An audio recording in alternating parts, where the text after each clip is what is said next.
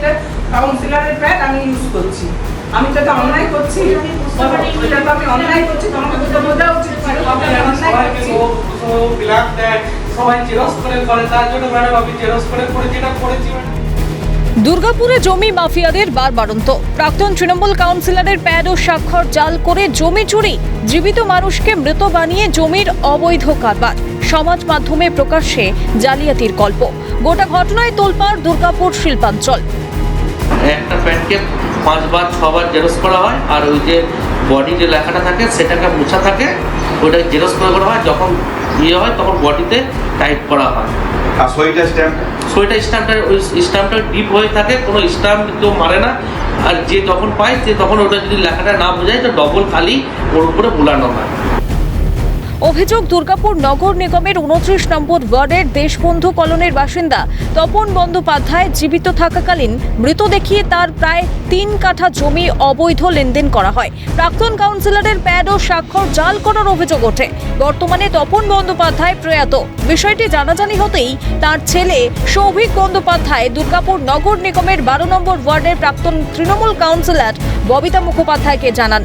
এ বিষয়ে প্রাক্তন তৃণমূল কাউন্সিলর লিখিত অভিযোগ দায়ের করেন দুর্গাপুর থানায়। এ বিষয়ে তিনি কিছুই জানতেন না বলে দাবিও তার।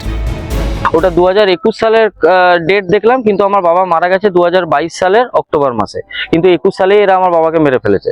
এবং আশ্চর্য হয়ে গেলাম আমরা যে আমার বাবার নাতি যাকে দেখানো হয়েছে তার সেই নাতি মানে তার আধার কার্ডের নাম্বারটাও ফ্রড, এবং তার বয়স দেখা গেলে আমার বাবার সমবয়সী বা বাবার থেকেও বড় হবে।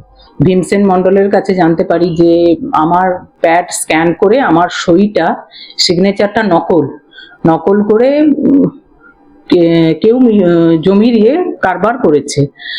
আমি এটা দেখে আমি প্রথমে থানায় অভিযোগ করি।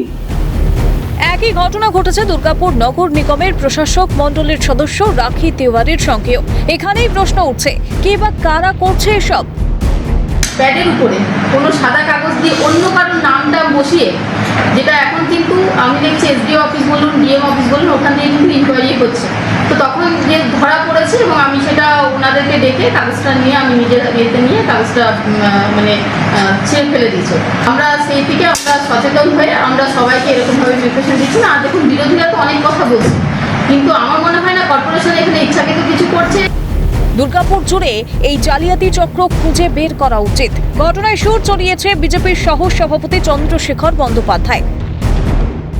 এই চক্র ধরা পড়ার প্রয়োজনীয়তা রয়েছে। কারা এর সাথে যুক্ত? বিভিন্ন জায়গায় এই কাজ হচ্ছে। যারা বোর্ড অফ অ্যাডমিনিস্ট্রেটরের মেম্বার তাদের এটা মনিটর করার কথা। আর কর্পোরেশনে বসে সরকারি অর্থে বেতন পান কমিশনার, তিনি কি করছেন? তিনি কি ঘুমাচ্ছেন? তৃণমূল পারে না এমন কোনো কাজ নেই, তীব্র কটাক্ষ সিপিআইএম নেতা সিদ্ধার্থ বসুর। আমাদের কথা হচ্ছে যে তৃণমূলের কত ধরনের জালিয়াতি দুর্গাপুরের মানুষ, রাজ্যের মানুষ দেখবে। কাউন্সিলর তার প্যাড এবং তার সই জাল করে এইসব কার্যকলাপ চলছে। তৃণমূল পারে না এমন কোনো কাজ নেই।